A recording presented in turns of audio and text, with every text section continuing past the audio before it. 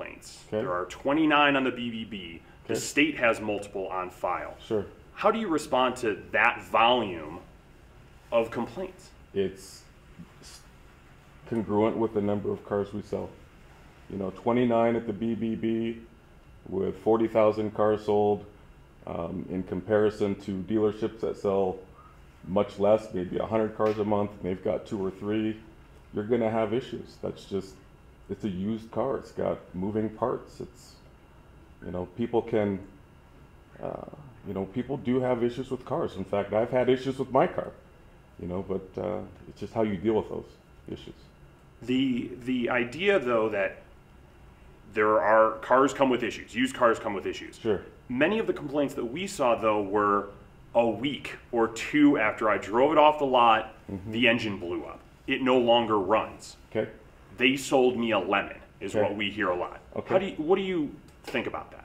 What I say to that is, let us know what happened, and let us show that we could take care of you.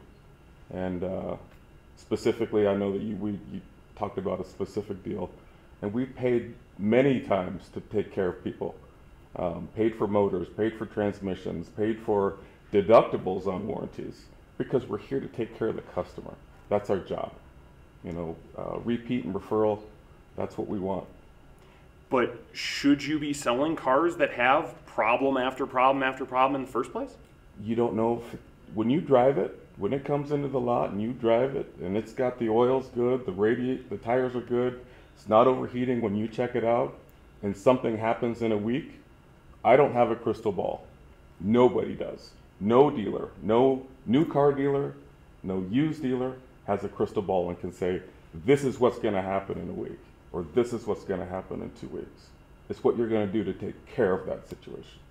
And I think we do a good job of that.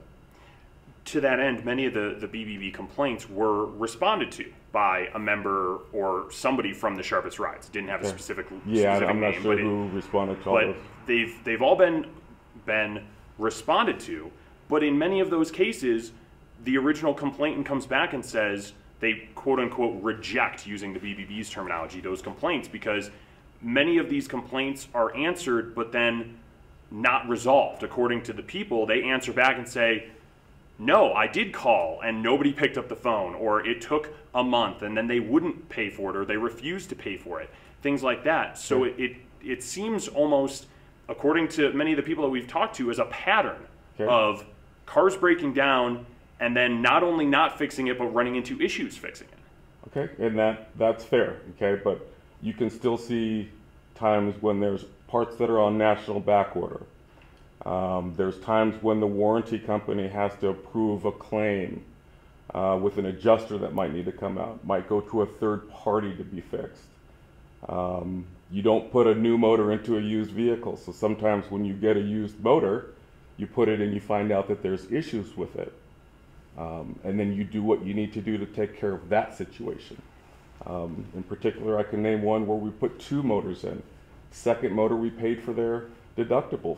So for $100 for buying a warranty, customer got 2 motors put in their car to rectify the issue. And that can happen. And if there's 29 of those out of 40,000, some of those have been rectified and have been fixed, where people don't go back and amend their complaint, their initial complaint, or they'll come in specifically or speak with me. We'll talk specifically about their situation, solve it, and it may not get back out there, because bad news is easy to post. Good news isn't always easy to post. But in one of the people that we've talked to that I believe you're referring to, when someone's on their 3rd motor in a vehicle that they bought pre-owned, but not, it wasn't a junker, it wasn't bought off somebody's front lawn. When somebody buys even a pre-owned car, I would think that they would expect not to have to go through 3 motors. Yeah, I wouldn't either. But it's what you do to take care of that situation, and we are paying the deductibles. I didn't make the used motor that was shipped to us to put in the car. Okay, it got put in the vehicle. It turned out to be bad. We reorder another one, make another claim, pay for the customer's deductible, and do what we can to take care of the situation. A lot of dealerships don't do that. They'll just say, hey, it's sold as is, whereas, have a nice day, take care. We don't do that. In any situation? Not any situation. Sometimes they can be cars can be neglected, or people do things to cars. They get in an accident. You never know. Every situation's independent. You can't just take it across the board and say, this situation I'm going to fix, that one I'm not. Just, you have to listen and see what's going on. But do you end up having to fix a large percentage of the cars that you sell, people? No. Sometimes it's just they're out of gas. I've had customers that come in and say, my car broke down, it doesn't work, and it was out of gas. Or it had a bad battery. Something that you can't foresee. There's a lot of things that in a used car that you can't foresee. And when those situations happen, it's how you deal with it. That's what defines a good dealership, is how you take care of the problems. But wouldn't some people say a good dealership is someone who sells me a car that I won't have to fix? Yeah, I wish that were the case. But every pre-owned dealership that you go to, down anywhere in Colorado, will have issues with the car that they sell, period. That's just how it works. The Lemon Law, I know that you referred to that applies only to new cars or cars. From what I understand, I'm not a lawyer or anything, but from what I understand, it's from a new car. But that's the word that's being thrown around. People are accusing your dealership of selling lemons. Okay, that's not what we sell.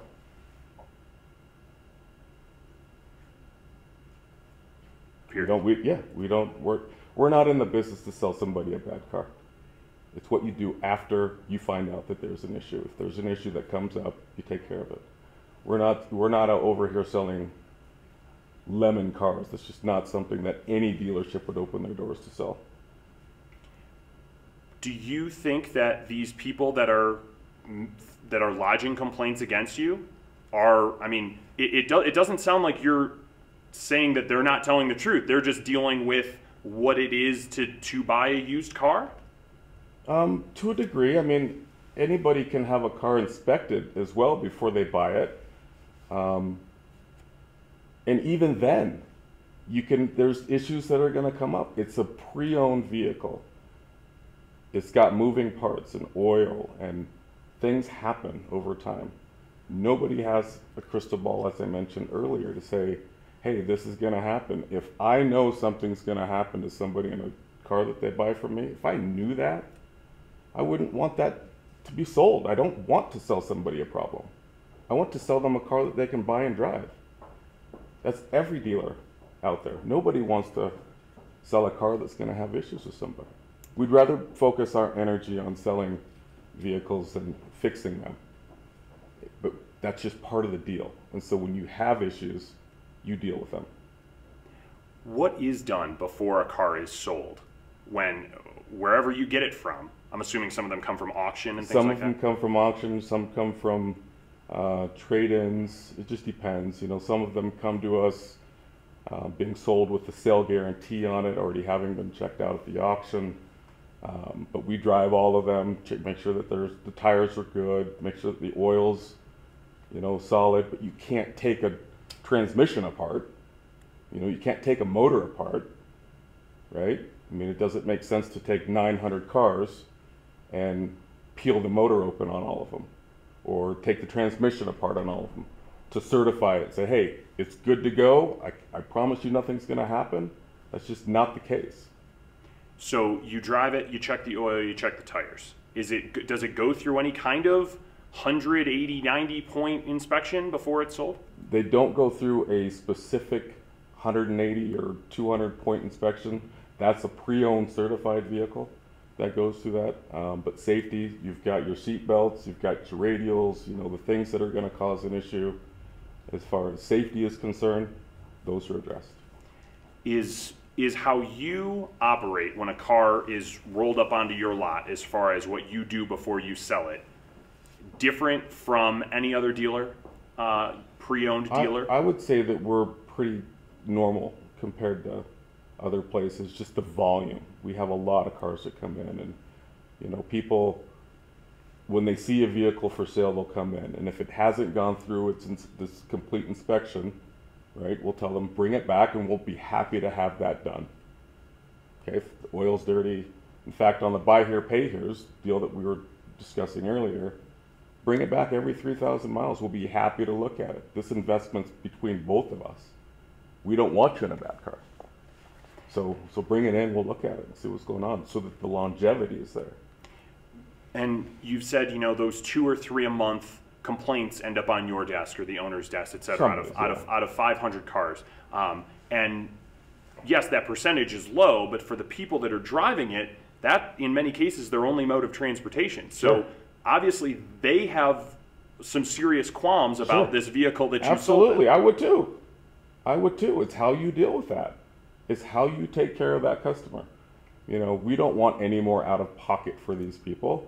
You know, we offer them a warranty every time that we sell a car, you know, so that can help with costs if anything happens down the road. Because when is it okay for there to be a problem? Is it a week? Is it 2 weeks? Is it a year?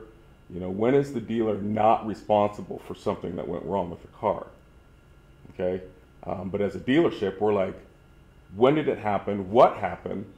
Did you buy a warranty? We have a service department. Let's see what we can do to resolve the problem. That's the ultimate goal. It's not the problem, it's the solution. And that's what we work towards. You said you sell about 500 cars a month? Roughly. Yes. About how many cars do you fix a month? What do you mean fix? Cars that you've sold. But what is it fixing? I mean, we'll put a headlight on one, we'll put a light bulb on one, you have a visor that doesn't work. Cars that you've already sold out that then come back to be fixed. How many of those a month do you fix? What do you mean by fix? So you sell someone a car, okay. And then a month later the oil gasket or something goes on it, okay. And they bring it back. Okay. How many of those situations, different cars that you have sold, are brought back to you to be repaired per month? It's hard to say, but it's not a big number, and it's usually something small. You know, it could be a check engine light that came on for a gas cap. Could be a low voltage battery. It could be a multitude of typically small things that Could be a motor. It could be a motor, absolutely. And if it's a motor, then you address it like you do any other situation. So as of us sitting here right now, you know those complaints are out there. We know in talking to you, we know how many you sell. Mm-hmm. Is the dealership doing anything wrong? We do business the right way. The dealership's not doing anything wrong. We're here to take care of the customer and provide a service. Who's at fault for those complaints? Nobody. Nobody's at fault for the complaints. There's something that comes up with the car, they're bringing it to us, and we address it. There is mentioned several times in many of the BBB complaints and some of the other complaints that we receive